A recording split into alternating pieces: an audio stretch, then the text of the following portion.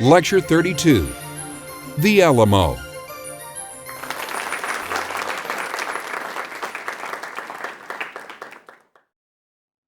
The Texas War for Independence and the Alamo.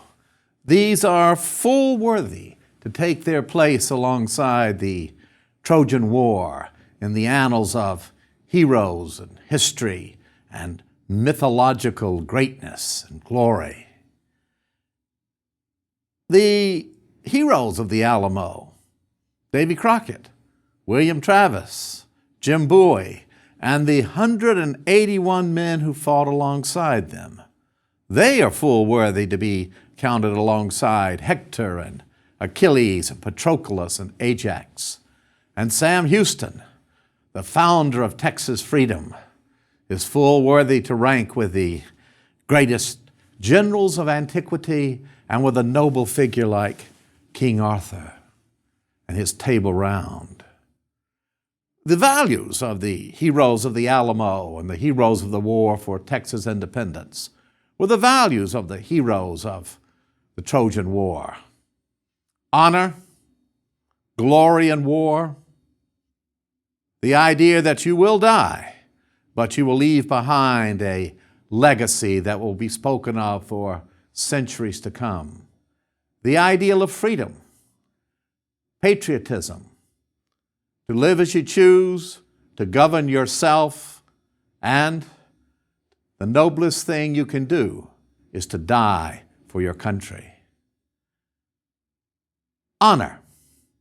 That is the very essence of the heroic age, and it was honor that brought Travis and Davy Crockett, Bowie, to the Alamo, and it was honor that guided the life of Sam Houston.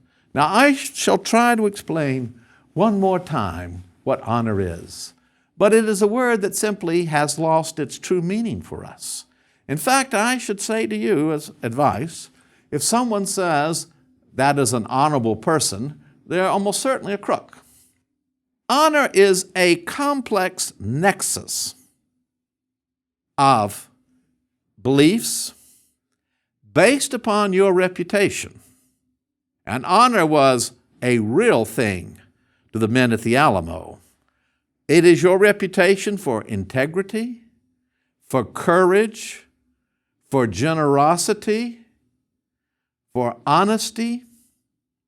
And the code of honor, and take this seriously, can only exist in a society that has the duel. After all, the Iliad is all about duels, and its climactic moment is the duel between Hector and Achilles. The honor of Achilles has been stained by the death of his friend Patroclus because Achilles would not fight. Hector has put that stain upon it, and one or the other must die.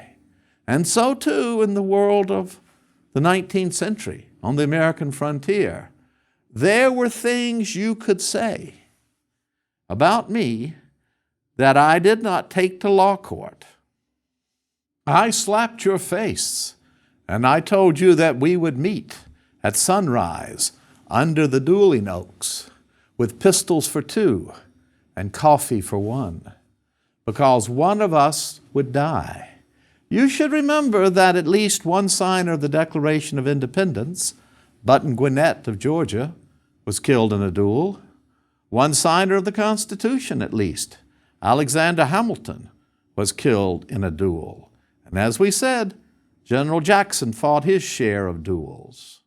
So the duel is central to the code of honor. Now, what had caused this war of Texas independence that we are bold enough to compare with the Trojan War? Mexico was no small little country. It was a vast empire, and it broke away from Spain. 1820 begins the revolution, and Mexico in those days stretched from the country we consider Mexico today, its southern border, all the way up to Texas, through Nevada, Utah, good half of Colorado, Arizona, New Mexico, and that fairest of lands, California. It was a huge nation, blessed with numerous natural resources. But by some counts, in the brief time of its independence before 1835, it had had some 10 changes of government. But in 1824, a liberal constitution was proclaimed. It was going to provide for a federal Mexico, not a centralized government, and very generous terms were offered to Americans, Anglos as they were called, who would come to Texas and settle there as Mexican citizens, come to Tejas. And there were entrepreneurs, such as Stephen Austin, who went around the country, booming it was called, or selling the idea of going to Texas. That was a place to start over again. And the Mexicans wanted this immigration because Texas was very, very small in its population in terms of Mexicans. The Native Americans were there and fought constantly with the Mexicans. There were only a very few towns of any size, one of which was San Antonio. But in between were large areas of beautiful land, but home to the fierce Comanche Indians. And men and women began to go. That too was the courage of the frontier. You did not have any guarantees. You loaded your family into a wagon. You went out to this distant land, your wife perhaps crying most of the way at having left her family behind, and you were there on your own. The Mexican government gave you a large farm, but you had to farm it. And your children got sick with fever, they died. Your wife died. You married again, had more children, more of them died. Life on the frontier was cruel and hard and unforgiving. But they came. And particularly the liberal Constitution of 1824 attracted them. Part of its attraction was that they did not have to become Catholic. And part of the frontier mentality, again, we deplore it today, but was a rather strong anti-Catholic feeling. So they came out, they thought they could practice their Protestant religion and live as citizens of Mexico. But then came another of the revolutions, and this time a new president and dictator. Antonio Lopez de Santa Anna became ruler of Mexico, Generalissimo. He was a follower of Napoleon, and he took pride in the name, the Napoleon of the West, even wore his hair combed like Napoleon. It was later said and criticized of him that he had at first been a champion of liberty in Mexico and then had made himself into a dictator. And he wrote back to the American consul, in fact, "You're right. I did first throw my hat into the ring for liberty, but then I looked at my people and came to understand them. They do not want freedom. They want strong rule. They want a despot. And the best I can be is a just despot." Thus, Santa Anna consolidated the government of Mexico. It became strongly centralized. He insisted that the Texans pay taxes. Just like in our American Revolution, it was a question of taxes. Insisted they pay taxes and insisted that they become Catholic. Now, many of these men, like Davy Crockett, were sons of Revolutionary War heroes. The Revolutionary War was still strong in their mind, and they were going to do in Texas exactly what their fathers and grandfathers had done in the colonies. They were going to revolt against their legal government in the name of freedom. Santa Anna had revolutions and revolts against him all over Mexico, particularly in the southern part of the country. And by the time 1835, the fall rolled around, Santa Anna had a well-trained veteran army of well over 8,000 men. He had put down almost all of the revolts against him and was determined that Texas as well would submit to his rule. The 2nd of October in 1835, a corps of about 100 Mexican troops, lancers, cavalry, rode into the small town of Gonzales. And they demanded, just as was once done at Lexington, that the small number of Anglos there living in the town turn over a cannon. You have no authority under Mexican law to have this cannon. And the Texicans, these Anglos, said, we're not giving it to you. And the Mexican officer commanding this said, you're crazy. I will give you until tomorrow morning to come to your senses, and then I expect you to turn over the cannon. Well, through the night, the ladies of the town of Gonzales worked. And when the morning came, there were the men, the Texicans, as they called themselves, standing by their cannon, and over it a flag flew, a white flag, and on it the ladies had embroidered a little cannon and come and take it. That is the spirit of the frontier. And after a brief engagement, the Mexicans withdrew. So the first shots had been fired.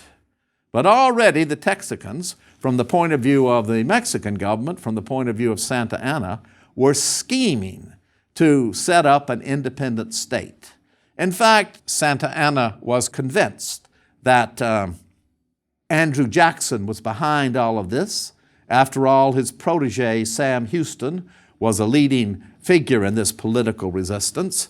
And the Texicans had begun to, one, rename towns by the name of, like Washington on the Brazos, or the town of Liberty. They met in convention, just the way their founders had done, the founders of our country had done. And they began to think about a constitution and a declaration of independence. But Santa Anna was going to put them down by force. And it became clear that Texas would have to have an army. Sam Houston would be the general of that army. He had served with great courage and distinction at battles like Horseshoe Bend under General Jackson. He was an experienced soldier, and he would take command of that army. But that army had to be forged. Now, the frontiersman was brave. The frontiersman was a superb shot. Every frontiersman could tell you a story about himself or about Davy Crockett or Daniel Boone, in which at about the age of 5, the little fellow had been given a gun by his father and told, I'm giving you this gun, but you must strike every time you shoot. I'm not paying for you to waste lead. And if you miss the squirrel or the deer or whatever you're shooting at, that bullet is going to come out of your allowance. So from the time they were about 5, they learned to shoot. And the British troops at the Battle of New Orleans understood this. They had 7,500 crack troops. They went up against these American frontiersmen, far fewer in number, but the American frontiersman could get off 5 shots from his rifle to at best 3 from a British with his musket. But more than that, the Americans could kill you at 300 to 400 yards. And so the manual of tactics in the field in the British Army after 1814 bore these words: an officer commanding in the field is strongly advised against attempting to attack a fortified position held by American frontiersmen. So they were brave, they were good shots, but they were completely undisciplined. And to stand up against the well-trained army of Santa Anna, Sam Houston needed time. He called to him William Travis. Travis had failed at the law, he'd failed at being a husband, but he'd come out to Texas, the true spirit of the frontier, to start over again. And Houston gave him the orders. You're to go to San Antonio, take over the old mission there, fortify it. and hold it until I can train this army. The very life of Texas depends upon you. When we talk about the Alamo, we might wander into what objective historians and others from different parts of the country might say is the world of myth. But in Texas, and the War of Texas Independence, as so often on the frontier, myth and history come together. So you must go and hold that fort, Travis. And Travis accepted his duty. When he arrived, there were barely 100 men. He kept hoping for more reinforcements, and a few straggled in. Jim Bowie came, bringing with him a few soldiers. And Bowie's idea about the defense of the Alamo was totally different. I think we should not hold this fort. In fact, it's not sustainable. It's not really a fort. It's a crumbling mission. What we should do is launch a guerrilla attack upon the army of Santa Anna. Attack them, withdraw, attack them, and withdraw. Colonel Bowie, because he had been elected colonel of the militia, just the way Travis had, Colonel Bowie, I am in command here. You don't know a thing about fighting. Colonel Bowie, I will shoot you tomorrow in a duel. No, you've got your orders, and I'll wait to kill you after this is all over.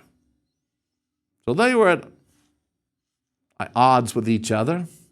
And then as February grew on and it got closer to the middle of the month, 7 men came riding in, wearing, we are told, coonskin caps.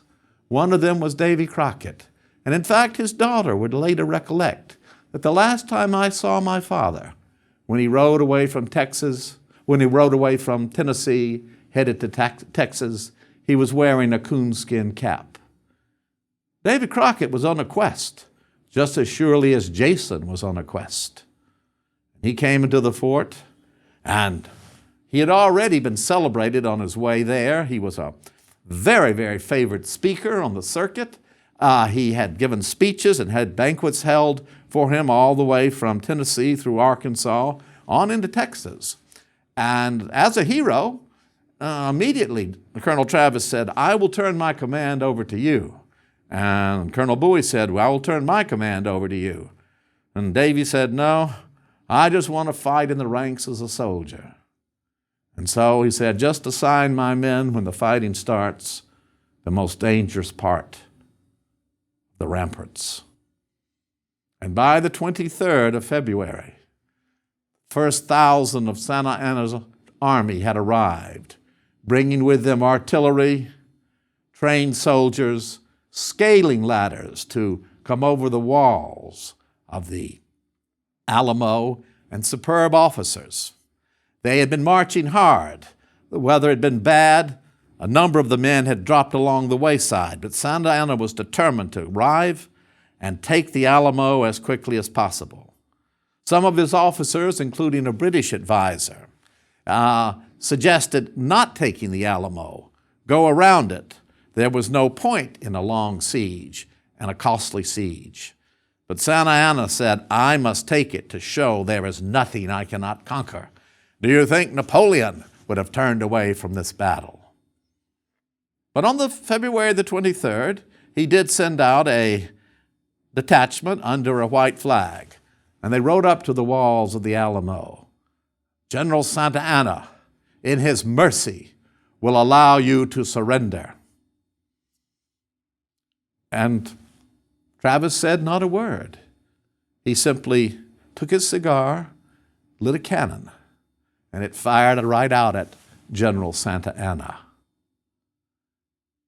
Jim Bowie said, I don't have much good to say about Travis, but he sure knows the quickest way to start a fight.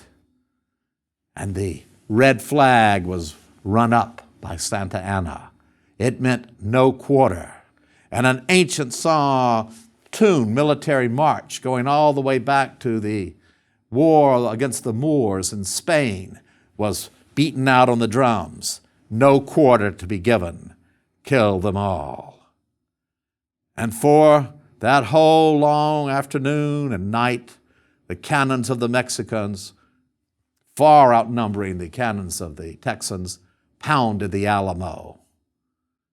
Travis was still waiting for reinforcements, the reinforcements that he had been promised. And he sent out a letter by messenger to the people of Texas and all Americans in the world. Fellow citizens and compatriots, I am besieged by 1,000 or more of the Mexicans under Santa Anna. I have sustained a continual bombardment and cannonade for 24 hours and have not lost a man. The enemy has demanded a surrender at discretion. Otherwise, the garrison are to be put to the sword if the fort is taken. I have answered the demand with a cannon shot, and our flag still waves proudly from the walls. I shall never surrender or retreat. Then I call on you in the name of liberty, of patriotism, and everything dear to the American character, to come to our aid with all dispatch. The enemy is receiving reinforcements daily and will no doubt increase to 3,000 or 4,000 in 4 or 5 days. If this call is neglected, I am determined to sustain myself as long as possible and die like a soldier who never forgets what is due to his honor and that of his country. Victory or death. William Barrett Travis, Lieutenant Colonel, commanding. P.S. God is on our side. And day after day, the Mexicans would bombard the fort, and day after day, the Texans would hold out. Rations were growing slim, but still they fired those deadly rifles, and more Mexicans were cut down. But finally, by March the 5th, Santa Anna was convinced that the fort would not fall by bombardment alone. His men would have to make one more effort to scale the walls. He knew that the Texans inside the Alamo were exhausted, unable to sleep because of the bombardment. So it was that his men filed out quietly, taking their scaling ladders with them, lay down all night long, not far from the walls, but hidden in the dark. And then, with the rise of the sun, the brave Mexicans, and they fought bravely, rushed to the Alamo. As they first began to take the walls, Colonel Travis was shot through the head. They stormed on in, making breaches in the wall, and the Texans, fighting for their lives now, fired until their ammunition was gone, then used their bowie knives or their rifles like clubs. But by the afternoon of March the 6th, the last of the defenders was dead. Travis, in fact, had given every defender a chance to leave. He had drawn a line in the sand, but they all stepped over it, and there they all died at the Alamo. Travis wrote one last letter, carried by one of the 2 survivors, Susan Dickerson, the wife of James Dickerson, and was sent by Travis to a friend, David Ayers. Take care of my little boy. If the country should be saved, I may make for him a splendid fortune. But if the country is lost, and I should perish, he will have nothing but the proud recollection that he is the son of a man who died for his country. And as for Davy Crockett, why the myths grow. It has been said that he surrendered, and a journal of a Mexican officer suddenly emerged in the mid-1950s that supported this. That journal has been questioned in terms of its authenticity. I don't think he surrendered and was executed by the Mexicans. I prefer the word of an African American who was there, that he saw Colonel Crockett lying dead, surrounded by 17 Mexicans, that the colonel had killed in hand-to-hand combat. And Colonel Crockett lay on the top of the last of these with his knife driven deep into the man's heart. But the capture of the Alamo was real enough, and news spread all over Texas, and the Texans began to flee their homes, women and children, and the army under General Houston began to retreat. And town after town was burned to the ground by Santa Anna. At the little town of Goliad, more than 100 Texans who surrendered were shot unarmed. And Santa Anna was determined to show that he would give no quarter. Sam Houston would not fight. He continued to retreat with his army. And these brave frontiersmen were determined to avenge the Alamo, determined to go back and save their homes. But Houston just kept retreating until finally, in the neighborhood of what is Houston, Texas today, he came to a bayou that ran into a river.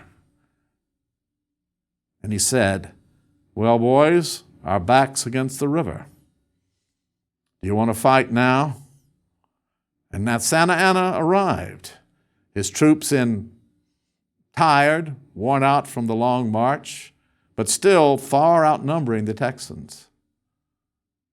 Santa Anna went into camp, and Houston's men said, "Let's attack right now."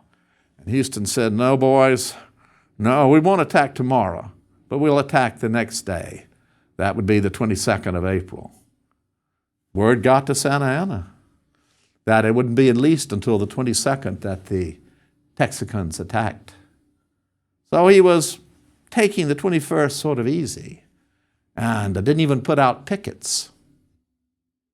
And suddenly that morning, Houston told his boys, "Well, we fight now." And they leapt up.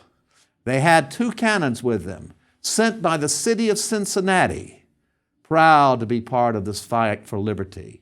Almost no Texans had a uniform except one small unit called the New Orleans Grays, who had come all the way from Louisiana to fight for freedom. And marching into battle with a jocular little tune, the Texans fell upon the army of Santa Anna, and the army of Santa Anna was absolutely unprepared.